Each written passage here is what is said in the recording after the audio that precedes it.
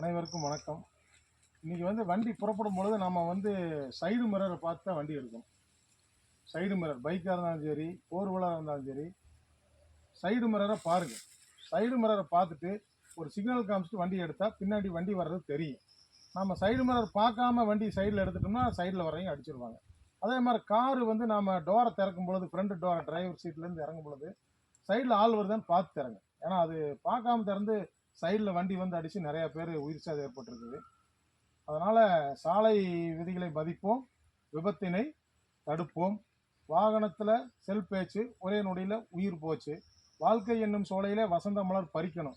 நாம் வாழ்ந்தோம் என்ற முத்திரையை வரலாற்றில் பதிக்கணும். அப்படி வரலாற்றில் பதிக்கணும்னா வாகனத்தில் மெதுவாக போகணும். உப்பு இல்லாமல் கூட உயிர் வாழ்ந்துடலாம், நல்ல நட்பு இல்லாமல் உயிர் வாழ முடியாது.